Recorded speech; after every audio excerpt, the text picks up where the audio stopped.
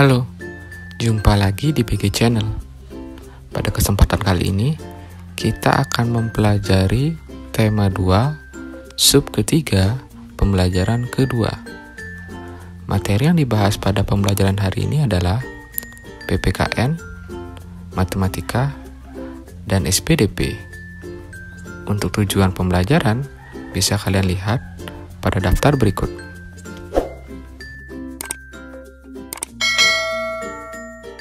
Seperti biasa, sebelum kita memulai pembelajaran hari ini, mari kita berdoa terlebih dahulu agar pembelajaran hari ini berjalan dengan lancar dan lebih bermakna. Berdoa dipersilahkan.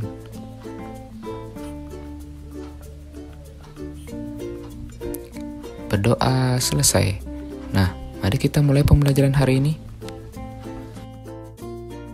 Penggunaan energi alternatif bertujuan mengurangi penggunaan energi tradisional yang berasal dari fosil, seperti minyak bumi atau batu bara. Mengapa? Seperti yang sudah kita bahas, karena energi tersebut membutuhkan waktu yang lama hingga bisa terbentuk kembali. Selain itu, energi alternatif juga mengurangi kerusakan lingkungan. Pencemaran asap kendaraan dan pabrik karena sisa pembakaran minyak bumi dapat menyebar ke udara dan menyebabkan pemanasan global. Salah satu cara paling bijak dapat kita lakukan adalah melakukan penghematan energi. Coba baca teks Ayo Hemat Energi di halaman 102 dan 103 berikut. Setelah kalian selesai membaca, selanjutnya mari kita bersama-sama menganalisis pertanyaan berikut. Nomor 1, mengapa kita perlu menghemat energi? Nah, setelah kalian tadi membaca teks, kalian pasti tahu alasannya. Menghemat energi adalah kewajiban kita semua. Kita harus menghemat energi agar ketersediaan cadangan energi untuk masa depan tidak akan habis. Ingat, tidak semua energi itu mudah didapat. Jadi, kita harus selalu menggunakannya dengan bijak. Nomor 2, tindakan-tindakan apa yang sudah dilakukan untuk menghemat energi? Nah, kita lihat kembali pada teks. Contohnya seperti itu. Dia mengingatkan anggota rumahnya untuk menghemat penggunaan listrik. Dengan cara, jika tidak ada yang menonton TV, maka TV sebaiknya dimatikan. Kemudian, yang dilakukan Lani adalah ia mengingatkan ibunya untuk menggunakan kendaraan seperlunya. Jika jaraknya dekat, lebih baik berjalan kaki untuk menghemat bahan bakar motor. Atau bisa juga menggunakan sepeda. Lebih hemat, murah, dan tentunya bisa lebih sehat. Kalian juga bisa menambahkan jawaban lain yang ada di luar teks tersebut tentang cara menghemat energi. Nomor 3, tuliskan tindakan-tindakan yang belum menunjukkan menghemat energi. Nah, akan Bapak bahas beberapa berdasarkan teks tersebut. Di teks tersebut, contoh tidak menghemat energi bisa kita lihat pada keluarga Edo yang hampir sepanjang hari, televisi di rumahnya selalu dinyalakan, entah itu ada yang menonton ataupun tidak. Hal tersebut bisa mengakibatkan pembengkakan pada biaya listrik. Hal itu disebut pemborosan. Hal lainnya yang menunjukkan belum dilakukannya hemat energi adalah ketika Ibu Lani, Mpok Minah, belanja ke warung di dekat rumah tapi masih mengendarai motor. Nah, itu merupakan pemborosan pada bahan bakar.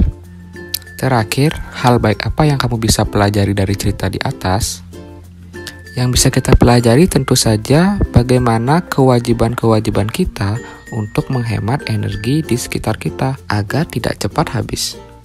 Selain itu, kita juga diajarkan untuk lebih menghargai energi dan kita juga bisa tahu tujuan dari penghematan energi tersebut. Berhemat energi juga cara yang paling bijak untuk mengurangi kerusakan lingkungan.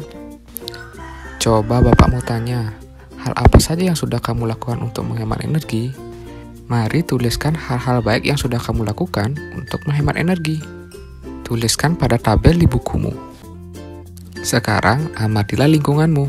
Tulislah fakta-fakta yang kamu temui mengenai kesadaran masyarakat dalam menghemat energi. Kamu dapat melakukan wawancara dengan anggota keluargamu. Kamu juga bisa melakukan wawancara dengan tetangga-tetangga di sekitarmu. Tapi selalu ingat, gunakan masker ketika berpergian, dan jaga selalu jarak ketika berbicara. Tuliskan fakta-faktanya pada buku catatanmu, entah itu fakta yang sudah baik atau yang belum baik. Setelah wawancara selesai kamu lakukan, mulailah kelompokkan hal-hal yang kamu catat tadi ke hal-hal yang sudah baik atau hal-hal yang belum baik, seperti tabel berikut. Setelah kamu mengelompokkan ke hal yang baik dan tidak baik, sekarang saatnya kamu menyimpulkan. Apakah warga di sekitarmu itu sudah hemat energi? Coba jelaskan. Lalu, apa dampak dari tindakan yang dilakukan oleh warga tersebut? Jika warga sudah melakukan penghematan dengan baik, apa dampaknya? Sedangkan jika warga tidak melakukan penghematan, apa dampaknya? Yang terakhir, coba tuliskan saranmu terhadap warga-warga yang sudah melakukan hal-hal baik tentang penghematan dan berikan juga saran kepada warga yang belum melakukan penghematan dengan baik. Berikutnya kita akan mempelajari tentang pecahan campuran. Sebelumnya kalian telah mengenal tentang pecahan biasa. Pecahan biasa terdiri dari pecahan murni dan pecahan tidak murni. Pecahan murni adalah pecahan yang pembilangnya lebih kecil dari penyebutnya. Contohnya sebagai berikut. Kemudian, pecahan tidak murni adalah pecahan yang pembilangnya lebih besar dari penyebutnya. Contohnya seperti ini. Nah, pecahan tidak murni inilah yang nantinya bisa kita ubah menjadi pecahan campuran. Pecahan campuran terdiri atas bilangan bulat dan pecahan. Kemudian, jika ada pecahan yang pembilang dan penyebutnya mempunyai nilai yang sama, seperti ini, maka pecahan tersebut bisa disebut sama dengan 1. Nah, sekarang mari kita belajar mengubah pecahan biasa menjadi pecahan campuran dan mengubah pecahan campuran menjadi pecahan biasa. Simak baik-baik. Baik, pertama kita akan belajar mengubah pecahan biasa menjadi pecahan campuran. Bapak contohkan di sini ada pecahan 7/3. Nah, kita akan ubah ke pecahan campuran. Ingat, syarat mengubah ke pecahan campuran adalah pembilang harus lebih besar daripada penyebutnya. Kemudian caranya adalah membagi pembilang dengan penyebutnya. Oke, 7 dibagi 3 sama dengan 2, tapi bersisa 1. Nah, angka 2 kita tulis di depan sebagai bilangan bulat, sisanya kita tulis di atas, kemudian penyebut tetap. Nah, sehingga pecahan 7/3 jika diubah ke pecahan campuran menjadi 21/3. Jadi konsepnya ini kalian harus selalu hafal perkalian, pembagian, itu harus hafal agar lebih mudah dalam mengerjakan. Contoh lainnya, pecahan 7/4 kita akan ubah menjadi pecahan campuran. Pembilang dibagi penyebut. Jadi 7 dibagi 4. 7 dibagi 4 sama dengan 1 yang memiliki sisa 3. Nah,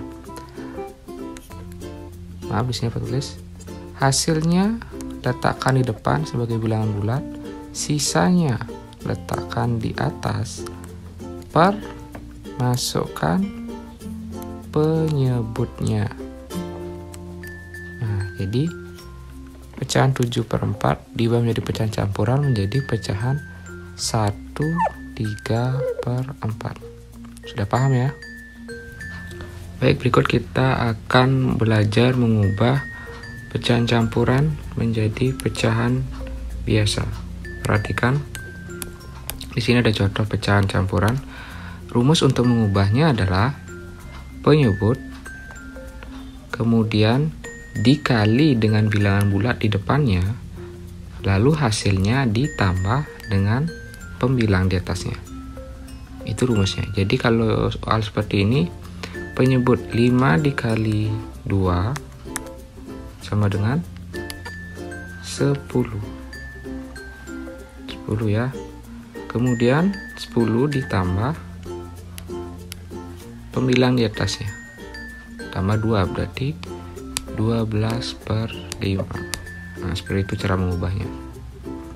Untuk soal lain kita coba 1/4/5.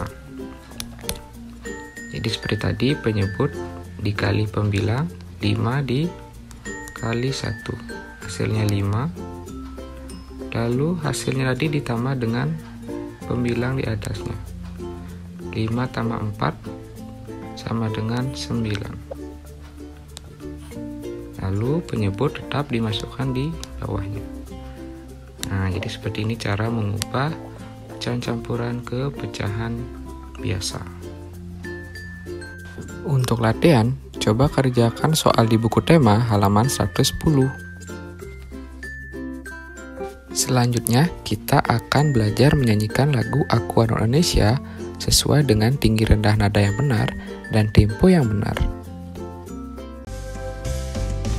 Aku anak Indonesia, anak yang merdeka, satu nusaku, satu bangsaku, satu bahasaku. Indonesia, Indonesia, aku bangga menjadi anak Indonesia.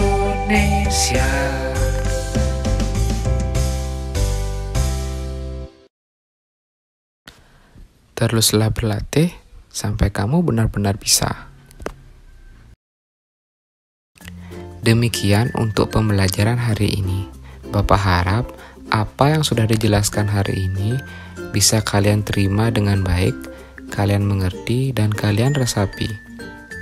Jika ada yang kurang mengerti, silahkan tanyakan di kolom komentar. Jangan lupa jaga selalu kesehatan di rumah, rajinlah belajar. Kita akan bertemu pada video pembelajaran berikutnya. Akhir kata Bapak ucapkan, sampai jumpa.